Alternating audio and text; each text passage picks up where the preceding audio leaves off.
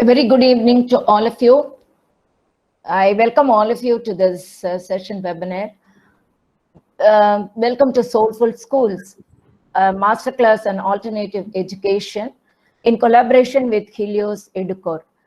It's starting off today with the second edition of Masterclass series. This will take you on a journey of transformation. We are thrilled to introduce you the 30 alternatives, holistic and democratic learning spaces selected from across the country where innovative topics, informative content, and progressive ideas are being shared with you all. We are sure that these forthcoming sessions will inspire you to bring about possible changes, alternatives in your schools to take your school community to a new direction and development.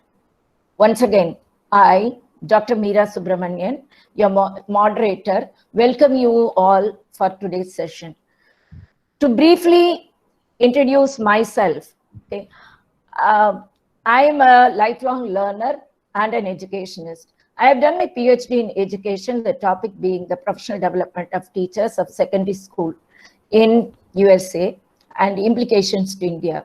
I have over 40 years of teaching experience, also holding administrative posts, including principalship. I'm a CBSE trainer, and also I have presented several papers on international and national conferences. I have written chapters for some books, and I'm in the editorial board of several international journals. I'm very happy today to welcome Ms. Gitanjali from the Himalayan Institute of Alternatives. Welcome, ma'am. Thank you. Nice to be here. Ms. Gitanjali is a social entrepreneur and an educationist. After having founded several business and social ventures, she is setting up Himalayan Institute of Alternatives, Ladakh, as its founding CEO and dean. HIAL is an alternative institute for mountain development that aims to revolutionize higher education in India through the pedagogy of contextual and experiential learning. Gitanjali is also the founder of the transformindia.com, a collective initiative in line with the forces of evolution to build new social, economic, cultural, and political models in line with India's and ethos and culture. Gifted in multiple disciplines such as business, education, and performing arts, she believes that human beings can continue to grow into multifaceted individuals throughout their lives. Gitanjali is a spiritual seeker with a deep interest in Indian spirituality. She is a lifelong student of Sri Aurobindo and The Mother.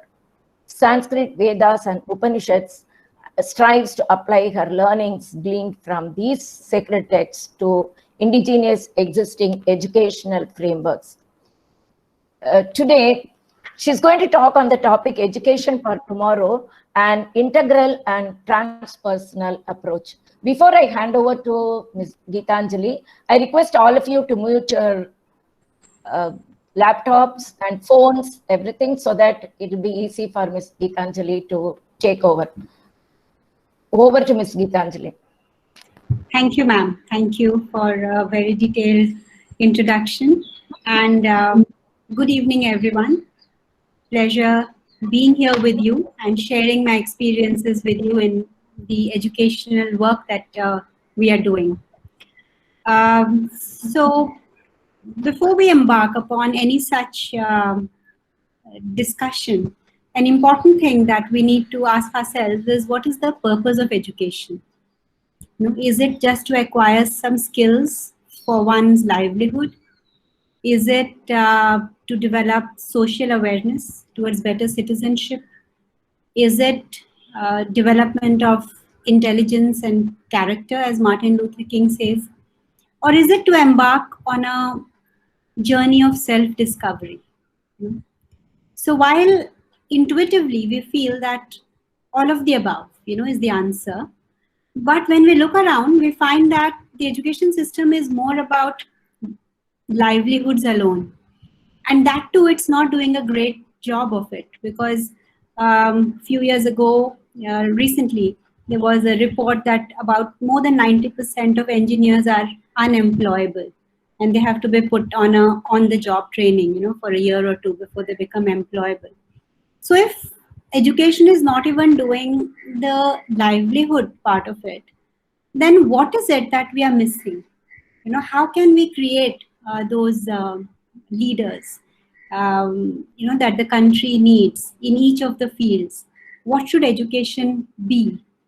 So to answer this question, my experience for the past many years, I have kind of developed a framework of the 5 pillars of education, that are important, which can, give rise to students and young adults who are creative, innovative, who can create an impact. They can earn their livelihood. They'll be very socially conscientious, about nature, about everything. So what are these 5 pillars? The first is, we all know about the 3 R's of education, which is reading, writing, and arithmetic. Okay, so which was the industrial revolution's model, that everybody has to be literate, numeracy and literacy, and be able to read. 100 years ago, Mahatma Gandhi spoke about the 3 H's, which is the head, heart, and hands, where he says that the reading, writing, and arithmetic is only to do with the head. What about other part of the being? What about the hands? Because we have given rise to a very artificial division of white collar and blue collar. One who just have to think in the office, the other are working, and there is a lot of social, this thing created around it, discrimination. But any knowledge without action is incomplete, and therefore, along with the head, the hands have to be skilled. And what about the heart then? A great mind with hand can even turn out to be a monster, as it is happening now, without the compassion and kindness of the heart. So we move to the 3H. And now I take it further to 3A's, based on the Upanishadic paradigm, where the hand is equivalent to Adhibhuta. Adhibhuta is the material consciousness, the physicality. The mind and the heart is what we call Adhidaiva, which is the faculties of consciousness. And these 3 are temporary, they die with our death. So should education just be training of these 3, or should there be a third A, in addition to Adhibhuta and Adhidaiva, which is Adhyatma? Is that the purpose of life, to find out that spiritual element around which we can, build our lives? So this whole consciousness and soul has been missing from education, because our education has been copied from the Western model. And even today, the West is struggling. It has not yet been able to, understand what is this consciousness. So we as India have been the longest living civilization, because we were obsessed with this eternal and infinite, principle of consciousness. And unless we bring it back into our education system, the concept of Adhyatma, of spirituality, we will not produce integral human beings, because head, heart, hand, and the soul have to be, is what an individual comprises of. So that is my first pillar of education. The second is that why is it that we don't come up with innovators and thinkers? Why don't we have as many inventions in this country? And it is something which is only in the last 200 years. And we will go back to why it was that way. So our education system is not contextual. It is not near to the far. For instance, I may know about, after I do my 10th standard, I may know everything about the Amazon forest and the savannas and the prairies and the black soil and laterite, but I don't know about the soil in my own garden and what can I grow there. So year after year, for 70 years, we have produced kids who don't know their context, and that is why they are not able to make use of that context. And we see in places like Uttarakhand, there is urban migration.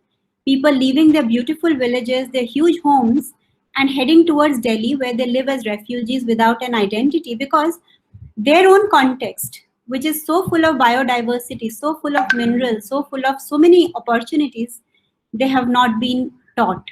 And the education books that we follow, the content is same across India, whether I am in the Thar Desert, in Jaisalmer, or I am in Meghalaya, where it is raining the most.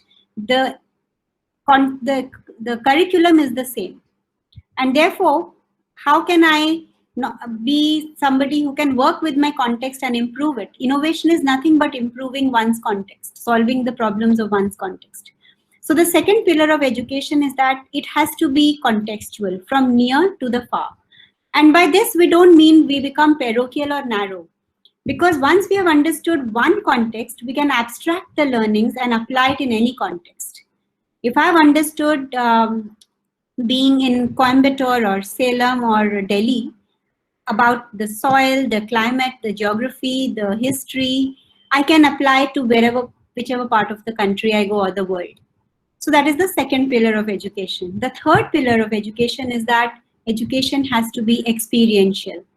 And again, all this that I'm talking about was what was already there in India. And that is why we had such, a strong education system. And for your information, I may like to add here that Dharampalji in his book, Beautiful Tree, says that in the early 18th and 19th century, when the British actually came to India, they found the education system here better. And in fact, they took a lot of practices to be used in UK. But systematically after that, a new form of education was deliberately forced upon us so that we continue to remain slaves and not have a mind which can think.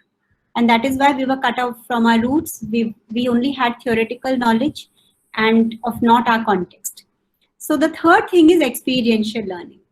So in experiential learning, what do we mean is that today, education is thought to be transmitted from mind to mind in a classroom where the teacher is sitting and talking to the students. But we know that never can education be transmitted from mind to mind unless it goes through practice, unless I work with my hands. We have very a semblance of that in our practicals or chemistry or physics, but that's hardly any experiential learning. Whereas in Indian system, or even today, something like surgery, which is life and death, you don't learn it in a classroom. The surgeon apprentices with a senior surgeon. He follows the senior surgeon, giving him scalpel and this instrument and slowly learning to cut skin and so on. Because it is life and death, we make it apprenticeship, we make it experiential. But most of the other education system, educational fields, it is not experiential. So the third pillar of education is that it has to be experiential, and that is what the Gurukul system was. What Madhvi ji was saying about life skills. So how are life skills acquired? When one engages with life. When the kids were with the guru and they went out to the jungle and learned about the context, that was contextual. They learned how to cook, how to get the wood, how to take care of themselves.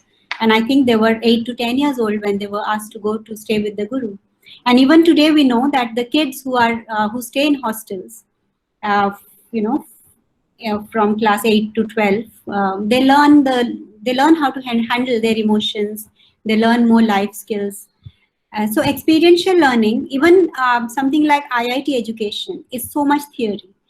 Without naming which IIT, I would like to just say that I was interacting with one of the IITs in India where we wanted to do our clay buildings, test. And we've met some of the doctoral students and they were doing their research in clay, but nobody had touched clay.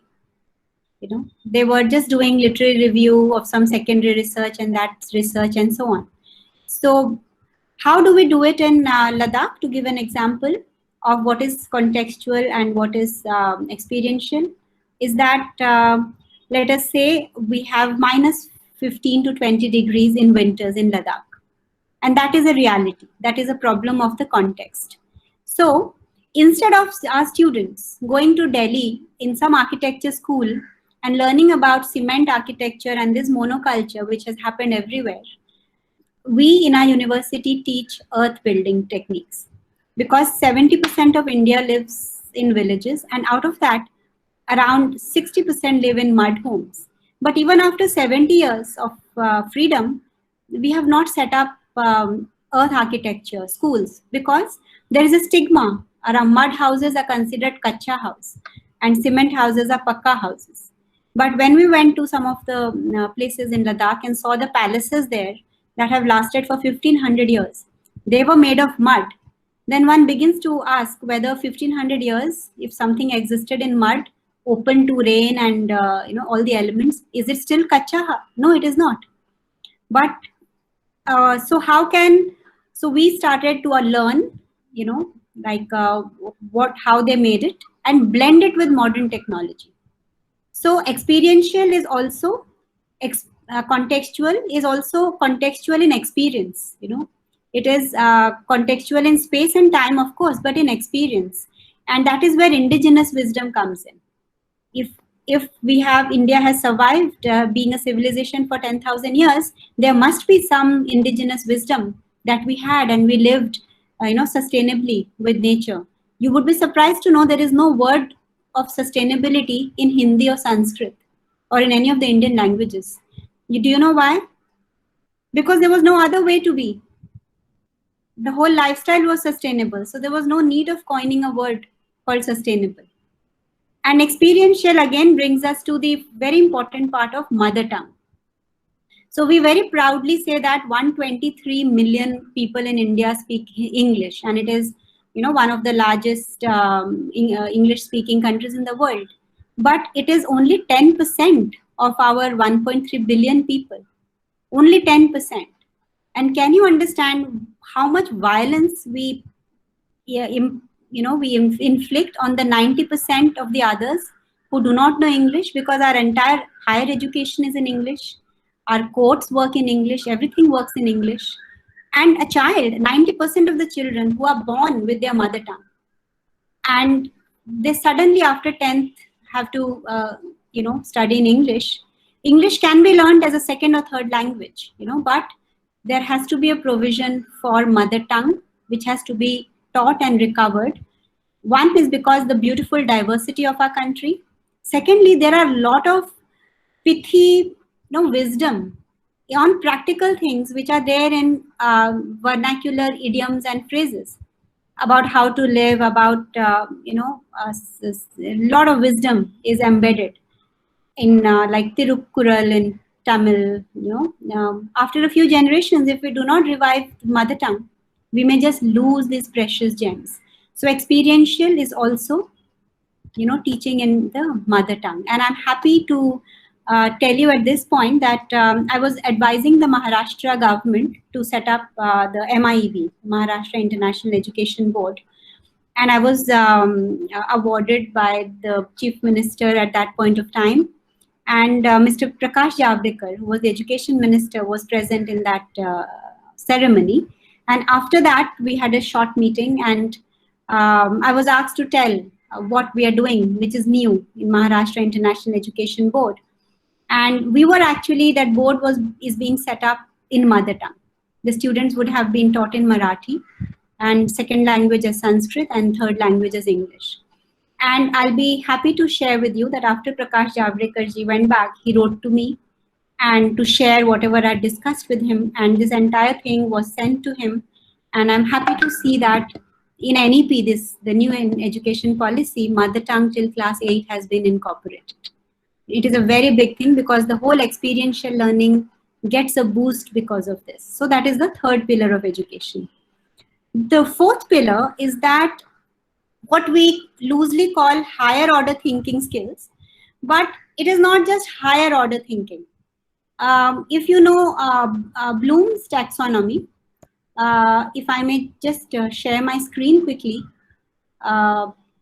This is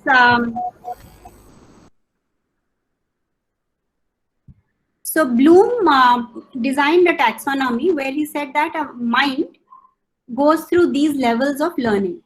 So the first level of learning is to remember, where we remember all the facts and basic concepts.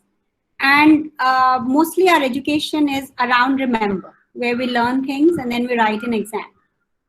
But the next level of, of training of the mind is to understand after remembering. So for instance, one reads a story, and remember is to state the various facts, but understand would be to tell it in your own words. Then one has understood. Then there is apply. Whatever one has learned, you apply. And these three are called lower order thinking skills, because here there is one right answer. As we know, all our lives we have a textbook, and after we do a math sum, we go to the end of the page, end of the book, and if the answer is matching, we are happy. But this is called convergent thinking. It is having just and lower order thinking, having just one right answer. And after apply, the higher order thinking starts with analyzing, evaluating, and finally creating. So one starts analyzing, one gives a subjective reason. This is objective, the lower three. In analysis, you bring yourself into it, Why do you think so and so was a good book or a good movie? When you evaluate, you write a book review or a business decision. Why should I do this and not do that? How to select one approach over another, and finally to create. So the fourth pillar, which I'm talking about, is developing higher order thinking skills in our kids, because most of our education in India only revolves around remember, understand, and apply. Even when you say take things like entrance exams, IAS exams, or any of this, it is only lower three. Whereas the mind, the top three is the divergent thinking. It does never one answer. There is never one right answer in these high things, and that is what is the basis of innovation. So they say that today, and if we again bring it to the to Indian way, this is what we call the chitta, the manas, and buddhi. Now we say that there is artificial intelligence that is going to take away more and more jobs. In the next 20, 30 years, 60% of the jobs are going to be gone. But to me, it is not a situation of any panic, but it is a happy situation, because most of the jobs that human beings are doing today, if machines can do, then haven't human beings dehumanized themselves? So isn't it better to learn what is it to be a human and do that which robots can never do? And what is that? That is what the Indian paradigm says, going beyond buddhi into intuition. All great music, be it Mozart or Beethoven or any great innovation, is always come from higher intuition and deeper heart. So we can take advantage of the robotics and all that AI is happening to our advantage by from dehumanized beings going back to humans. And what is human? Intuition of the higher mind and wisdom of the inner heart. So this is in the next one of the pillars of education, is that building of humans and the capabilities and faculties going beyond the logical mind. The logical mind is about brainstorming, or whereas intuition is about brain stilling. It's about that lake which reflects the moon when it is completely calm, because mind is not a instrument of knowledge, it is only an instrument of expression. So can we create a mind, can we develop a mind so that we are able to receive intuition, and can we develop a heart which is full of compassion and wisdom, because these are the two things which the robots cannot do. And therefore we need not lose jobs to them, or create new jobs which are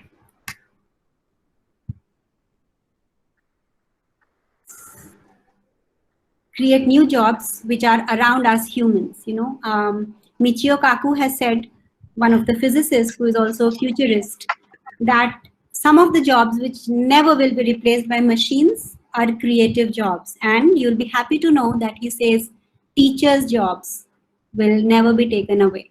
No matter what the information is, because teaching is not filling the head of the child with information. It is the flowering of the child and facilitating the child, and it is through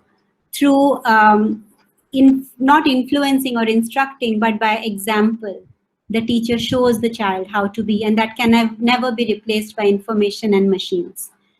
So that is the fourth pillar of education. So the first was we bring in consciousness, evolution of consciousness and spirituality into education. The second is we make it contextual, understanding from the near to the far. The third is we base it in practice, make it experiential. And the fourth is we develop the higher mind beyond the logical mind and the deeper heart in the students, so that they become more and more what human beings are capable of. And the final pillar, the last one, is education to become transdisciplinary. What do we mean by transdisciplinary? We know that today it's about specialization, and that is a byproduct of industrial revolution, because industrial revolution wanted to maximize productivity and efficiency.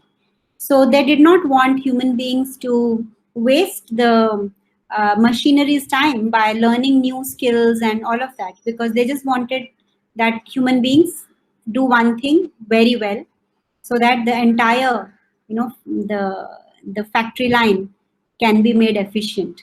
So industrialization led to specialization. But today we are at this thing of a knowledge economy, and we can see the problems of climate change, the problems of pollution, which specialized solutions have resulted in. A specialized approach or a disciplinary approach has, when one gives an answer which is just taking one field, one creates a side effect somewhere else. So the final pillar of education is that it has to be transdisciplinary or systemic. We have to have, along with the narrowness of specialization, we need to add the width, the broadness, of a meta approach. And that is what the worldview was in the Indian system. Every child grew up with a worldview. There was a purpose to life. There was an overarching, purpose of being and of life, or why one is born. And that kind of made every solution systemic.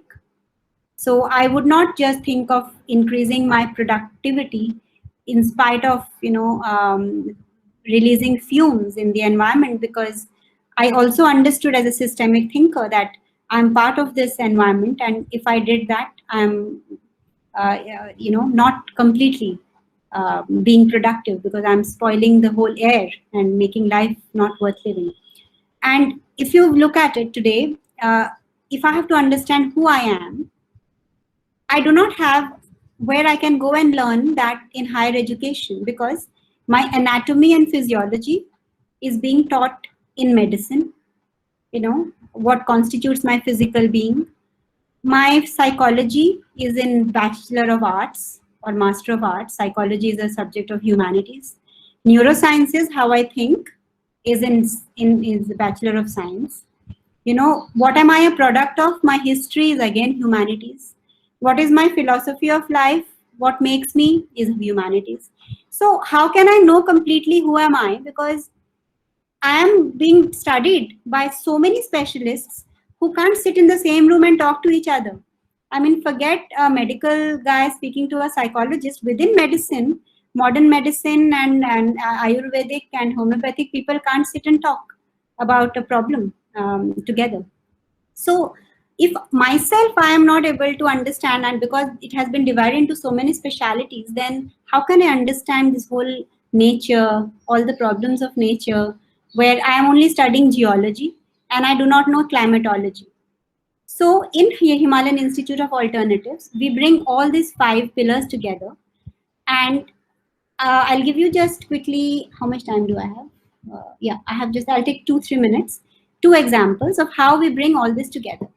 So I gave you this example of minus 20 degrees, which is a reality, which is the context. So what do our students do? That is it viable that we bring a lot of fossil fuel and do a lot of heating and keep the houses warm by making it in with cement, or should I learn how our ancestors did it and blend it with modern technology? So we learned these palaces were made of mud, and if we blend it with glass and we make passive solar homes with the understanding of geography, south-facing buildings, with the understanding of geology, which is the mud which is used to make the house, understanding of climatology. So we have come up with these passive solar homes which do not need any artificial heating and can stay at plus 15 when it is minus 15 outside. I live in one such home, and entire winter I live without heating anything in the room. Or when we do tourism, for instance, we develop farm stays so that the mothers of the village who lose their boys because they go to cities like Delhi and Chandigarh, they are empowered. Okay, there are huge homes in Ladakh, so 2 or 3 rooms we help them to make it, teach them hospitality, and we are on we have formed this Himalayan farm stays where our guests come and live. It is also on Airbnb, so the mothers get trained in hospitality. It kickstarts rural economy. The boys see that the mothers are earning more than what they are earning in Chandigarh. They come back. We call them farm stays and not home stays. We make it very immersive, experiential tourism. People like us who have lived all our lives in hotels, we wouldn't want to again live in another hotel in Ladakh. So we would like to live with the family. So it is win-win for all. So that is how we bring it all in a transdisciplinary way. And finally, our students do not pay fees in the true Gurukul system. So how do we sustain ourselves? Each of the schools has a live enterprise associated with it. Like the School of Tourism runs these farm stays. So the students work in these farm stays in that 1 year experientially, so that at the end of their course, they don't have to take on-the-job training for another year. They are ready to go and set up their enterprises. And while they are with us, they have been helped to create their social enterprises which they want to take it forward. So the moment, and while they are with us, they are running these enterprises with us, and the profits that they generate go back to running the schools, and the students are not charged any fee. And that is how you can make it truly inclusive and equal for all, because not everyone can pay with fees, but everybody can pay with their sweat and creativity. So these are some of the interesting ideas that we are working with. And the third example I finish with that is, for instance, a lot of flash floods happen in Ladakh, and it is a desert. So we have a school of applied ecology where we kind of plant trees so that they absorb water and the water table comes up. And there are a lot of villages in Ladakh which have been abandoned because that particular stream just dried up, because Ladakh does not get any rainfall. All the villages are fed by the glacial meltwaters, and the glaciers are receding. So our students are working on rehabilitation of that village, where they build ice stupas to get water into the village. They make passive solar homes so that people can stay without burning fuel in winter. And they plant trees so that the rainwater, whatever it happens, is absorbed by the ground. And we kind of work towards making villages livable again. And all of this uses these 5 principles of contextually engaging and improving, experientially practice-based learning, using innovation, higher order thinking skills, compassion of the heart. So our success is not our students going to Dubai or US for a job. Our success is when, after studying with us, they want to go back to their villages and want to improve them with their learning and understanding, which is, and we bring a completely transdisciplinary approach. And through this, they learn to find their purpose in life and discover themselves, which is the evolution of consciousness. So these are the 5 principles I wanted to share with you, which we are working on to set up our university. And at this point, we can pause and maybe take up questions, which I'm sure you'll have many of them. Thank you, Gitanjali ma'am. Okay. Thank you. So the first question is, rote learning, coaching culture, race for marks, how to free education from these evils? So all of this happens when there is an ecosystem of a job. When kids are being trained to do a job. So we have to move away from this job mentality to a entrepreneur mentality. And by entrepreneur, I don't mean people who are who want to just are greedy to make money. No, enterprise is how can I solve a problem of my context, and therefore how can I monetize it. So if every student is trained to do that, then one is not looking at a degree, a certificate, and therefore rote learning and all completely loses their relevance, because it is what you have, your skills, that will finally help you. So the second question is, does responsibility bring sustainability in the growth of a citizen? I think sustainability is basically respect for, it is growing out of an egocentric way of living and having respect with nature and understanding that there is an interconnectedness. And that was very much a part of our culture. Throughout the Vedas and Upanishads, it is Yat Pinde Tad Brahmande. A microcosm was a part of the macrocosm. I cannot live without the trees providing me oxygen. So it is as basic as that. My very breathing is dependent on the trees.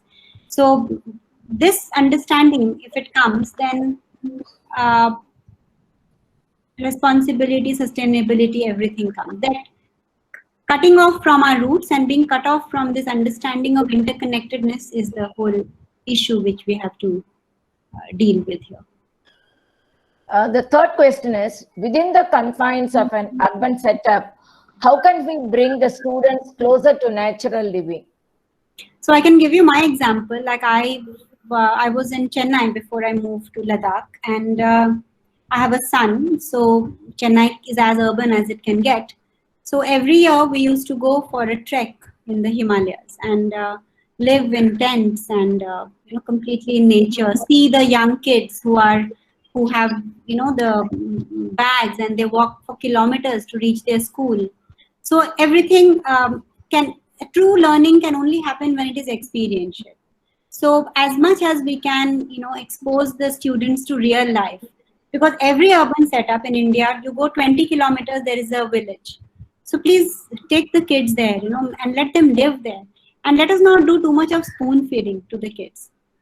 At 18, a child is an adult. And in olden India, when it was this apprenticeship model, the child was ready. If he was a potter's child, he was ready to make potters and contribute. If he was an agriculturist, he was ready at 18 because he had begun apprenticeship at the age of 6 or 7. So today we are kind of spoon feeding the kids. Still they are 25, 30, they can't, especially boys, they don't know much of life skills. So my mother used to tell me when I was a kid that girls have to be brought up like boys. So one should learn driving and, being out there, earning one's livelihood. And today I say that my son, that he has to be brought up like a girl today. They have to learn how to make their beds, how to, learn all the life skills, cooking and everything. So we have to take them to, Varela talks about micro worlds. We have to create micro worlds where they're out of their comfort zones and develop their life skills. And we can surely do that, because any urban center you take, you drive 30 kilometers, you have a village in India. So, and nature. And I'm telling you, this is something experienced, that in air-conditioned classrooms, a child cannot understand how his lifestyle is impacting the fish in the river. So they have to be taken out there to see what this whole thing is doing to the environment, how there is interconnectedness. And as parents and teachers, we don't have to teach them actually. We just have to expose them, take them to the right ecosystems. They learn by themselves. They are more observant. We just need to be less protective about them. Do less spoon feeding. Let them go out there and explore. I agree totally with you, ma'am. Most of the parents are so much spoon feeding. I think if they leave that and they expose their children, they can be with the nature. Anyway, the fourth question is, how can we effectively cater to the needs of different types of learners in the same classroom? So a lot of work has been done in this area, the whole differentiated learning concepts. But it is always practical thing is to for teachers to understand them and divide them into smaller groups. And a lot of peer learning can help here. Like there are students who are more let us say clever in a particular subject than they are in the others. So groups of children who are and a lot of peer learning. Also giving here, that is where in India it can happen when the teachers have more time to be creative. So first of all, in CBSE and the schools, teachers should not have more than 60% of their day in classrooms. They should be preparing lessons or doing things, but unfortunately it doesn't happen. Some of them have all 8 hours of teaching, but within that differentiated learning, it's too less a time to share, but there are a lot of examples. But the first thing is for the teacher to be aware that not every child learns in the same way, and to respect actually the different learning styles. That's the beginning point. And some of them learn to do things if they work on it. Some of them listen and do. Some of them visualize. So we'll have to be teachers have to know the students and design pedagogies around that. There can't be a set pedagogy, the creative pedagogy has to be followed by the teachers. Mm-hmm. The last question is, how do we have a balance of curriculum and honing individual talent? Yeah, so as I said, curriculum is one part of the story. The other important thing is the pedagogy, the teaching learning methodology. So within that curriculum, one can have very interesting pedagogies. Like for instance, when in our university, we ask students to submit projects. It is not only a written report. Some of them can take these pictures and write about it. Some can make videos.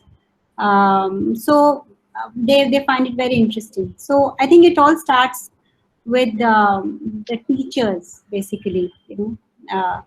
In our country, ideally it should be a decentralized curriculum, but somehow today we have a centralized curriculum. And we are of the opinion that curriculum should not be content, it has to be frameworks. And the individual teachers have to fill in that framework with their context, the content from their context. And then this question is very similar to the earlier question, that when we learn, we understand what a child is interested in and what he is good at, then we can design his work around his talent. These are all very big questions. It's too less a time to actually. Anyway, thank you very much for your very good answers for these questions. I think people would have been satisfied with this. Now I invite the presenter, Ms. Madhvi Nayak, on screen for a discussion on the question asked. The question asked is, can we build a framework of education that creates original doers and thinkers? If yes, how? Ms. Madhvi. Yes, a very good evening to everyone, and thank you for this opportunity. After these 30 minutes of talk, I'm sure the answer has to be yes. If not, then I'm sure we need to do a relook at ourselves.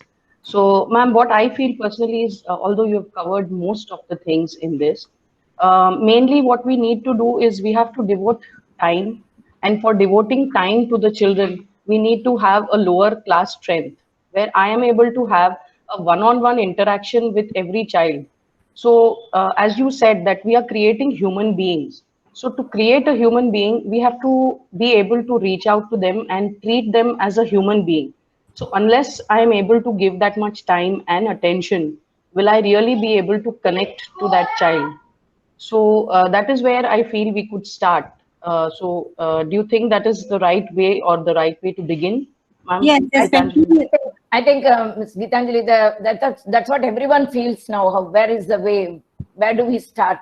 So what we do is we have 1:2 maximum 10 ratio in our student, and even if there is a guest faculty, we have 1 or 2 what we call experiential learning facilitators, so who work with smaller groups.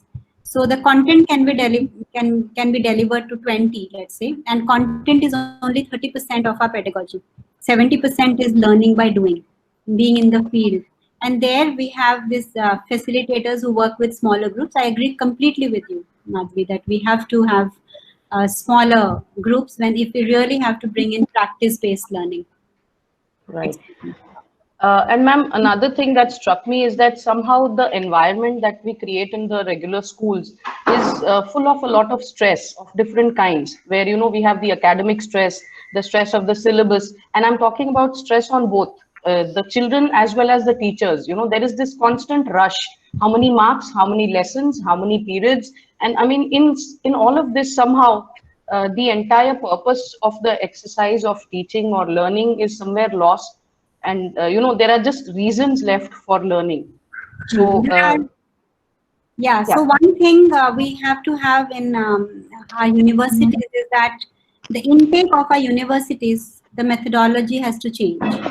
You know, for instance, let us say IIT tomorrow tells that the first cutoff will be some entrance exam, but finally, the last, let us say 500 who are chosen or 1000 who are chosen, they have to come into a lab and they have to take apart a television and put it back, let's say. So the entire approach in the schools will change. You know, the mothers also who otherwise won't let their children touch television, they'll bring television sets that my child wants to go. Instead of sending them to Fiji coaching, they'll bring all these things and tell them, please take apart this and put it back. So you are right that the ecosystem actually dictates how the student will behave, because that is why if you see in India, a lot of innovation is done till class 8. But from 9th, every child is about the university, you know, and that is where we have to have a different way of entrance exam in the universities. And while there are a lot of good things we learn, we have to redo and rethink about the Western model that we are following. But at least this one good thing that their university system has is the students are taken in based on their portfolio of work and statement of purpose and the interview. And even though there is a SAT score, but that is only a part of it. You know, a lot of it is. So similarly, in India also, technical education, it has to have a lot of wrong kids join, and that is why we have high suicide rate. Because it is just a cheap thing to go into IIT. You know, I may or may not have the engineering skills. So how does IIT understand that these people have engineering skills? So the next 1,000, I'm sure they can set up these labs where they have to come and show what they can do to their engineering skills. And then automatically the pressures of school, marks and all will go away. Because every entrance in the university is about the skills you've learned. Yeah, I can add to this, like, I mean, the pressure is from the parent side also, that their children has to be engineers and doctors. I think there are so many other fields where the child can excel with his own work and art and other things, you know. Yes. I think, Madhvi, you can. Yes, yes, ma'am.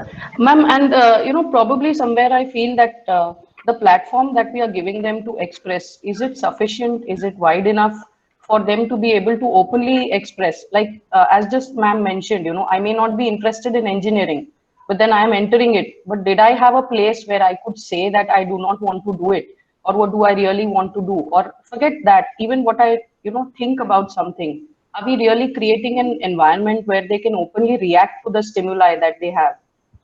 Yeah, so I would like to here bring in the other ecosystem of the family and parents. See, school can do only so much unless it is, again, completely residential and even not there, you know, because of a lot of things. But to give you an example about my son, for instance, he I am myself physics honors and a gold medalist. And the first thing he told me after 10th was that he wants to do humanities. Okay, and I was very happy because I know that what humanities actually needs a more developed brain, because in physics it is one right answer, as I said, but how to interpret history, which is the philosophy, it requires, liberal arts require higher thinking. But why do parents not want it? Again, it is that industrial hangover. It is a job. It is about a job.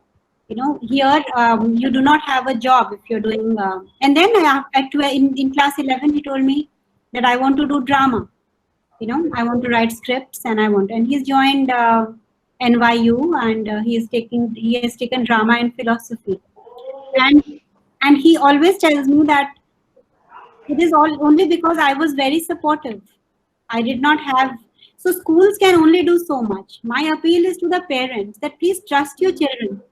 Please let us not work by setting a goal and then working. How many of us have actually, you are yourself a doctor, Madhvi, but you are into education, right? So how many of us stick to what we study? We change course. So why not we have that confidence, and why not support the child if he or she wants to become a violinist, or there is no job at the end of it. But please, we have to be more formative. We have to build our careers as we go along. Like I did my physics, then I did my management. I was an entrepreneur, and finally I'm setting up a university. Could I have, at the age of 16, planned that one day I would set a university and therefore have an education? It is not possible. And more so in the future, because it is so disruptive that every 5 years, 10 years, things are going to change. So it is more than the school. It is for the parents that please trust your children at a very young age. Allow them to be. I'll tell you a nice, kind of analysis that I did. That the education of the child starts before birth, okay, prenatal. That is where the sanskaras start building up. And then brain is maximum resilient and open from till the ages of 5. Okay. And slowly, by the time a child is 14, many thinkers and philosophers, even Sri Aurobindo says that a child should be allowed, if you have brought him up well till 14, he should be allowed to make choices, make mistakes, even have failures, because failures should not be stigmatized. They are learning growth areas. And only tell them if they come to you. Okay, that should be the process. But what happens in our context? There is nothing called prenatal. Most of the children, happen by accident. There's no proper planning. And then till the ages of 5, they are made to sit in front of the TV, and the brain is made as much passive as possible. And then somehow they reach 14, and then when they should be allowed to be free and explore, the parents want them to take up this career or that career. So it is the opposite. I can tell you from experience that if from prenatal till 14, a parent has done a good job of it, given the right kind of worldview, right kind of sanskaras to the child, and you leave the child at the age of 14, he will have a better way to figure out his life, and he'll come back to you when he needs help.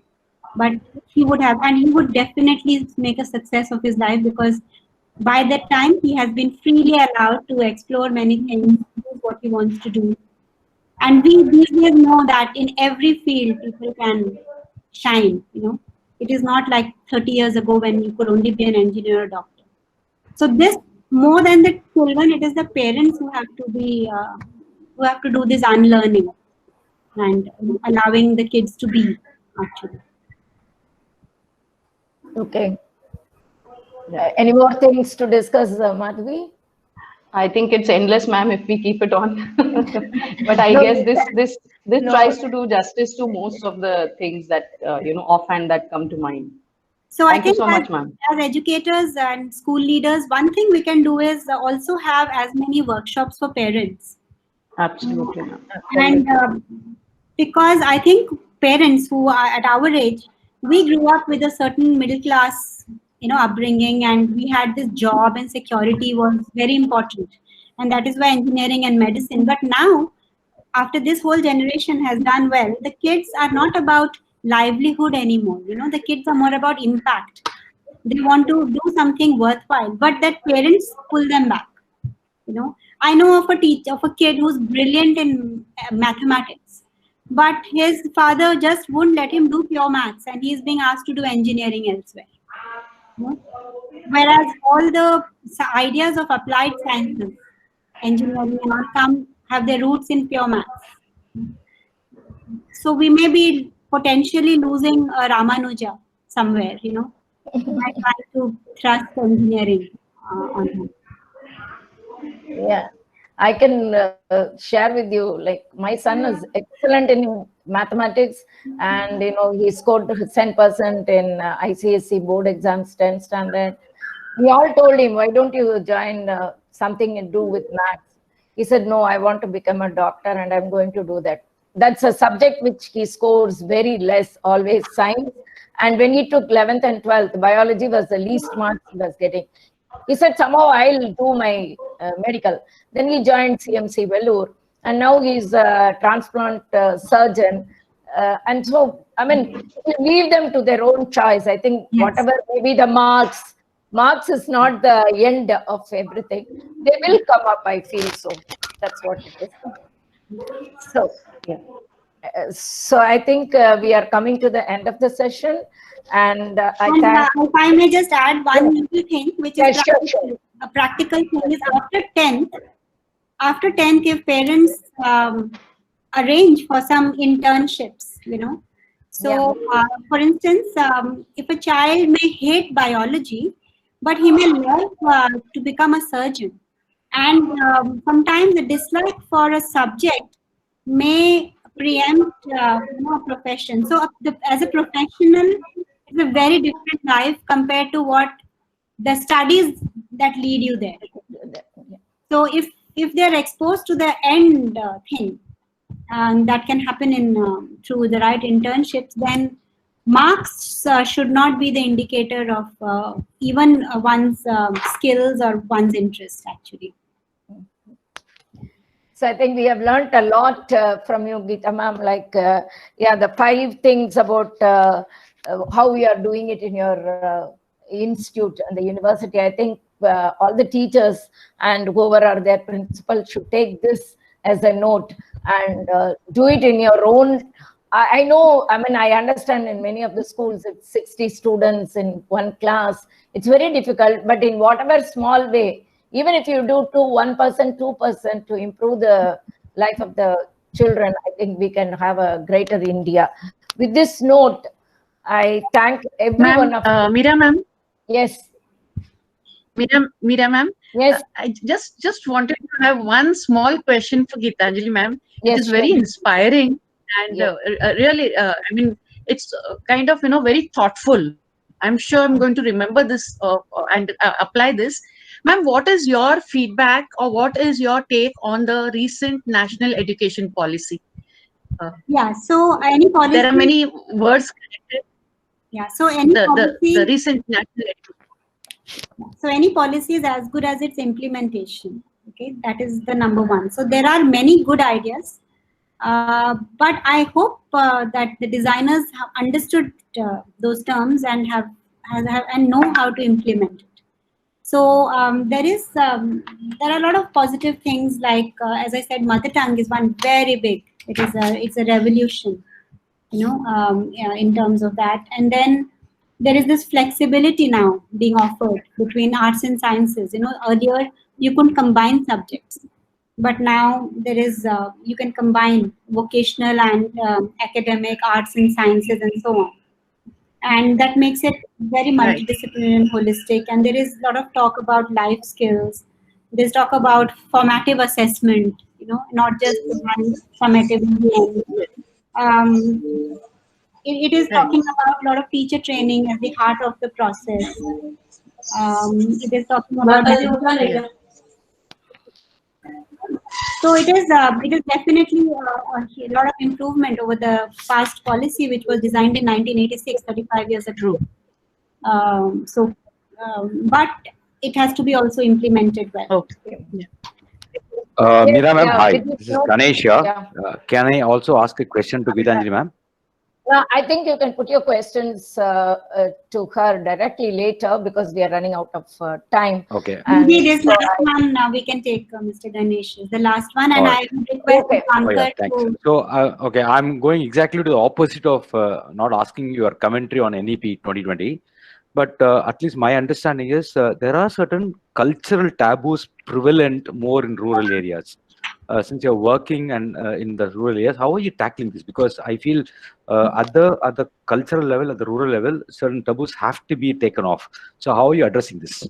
See, the problem started like 200 years ago when 10% of the Indian elite, who were chosen to study English and to become the babus when the British were there and sent to all these schools. So they became the policy makers. And somehow, even after the British have left for 70 years, this has been replaced by people like you and me, this English speaking so-called elite, who are absolutely cut off from their roots. So we are actually the problem. So how can we solve that? And this has a very vicious circle effect because we look westward, we look at Europe and US for our answers, and the villages, they look at us as the role models. So this whole circle has to change by telling them that you actually have the true wisdom. You are at the grassroots level. And I am not just saying it as good words, but it is the truth. In Ladakh, the kind of sustainable living that the people in Ladakh know, I don't think our kids in Delhi or Chennai know about it. So in the rural India, people are more close to nature. The only thing we have to do is do not make ourselves as the role models for them. Let not English speaking be the role model for them. Let us develop in them a kind of respect and pride in their culture, and empower them with the skills of the hand and the knowledge of the context by restoring that respect, that self-respect and self-confidence.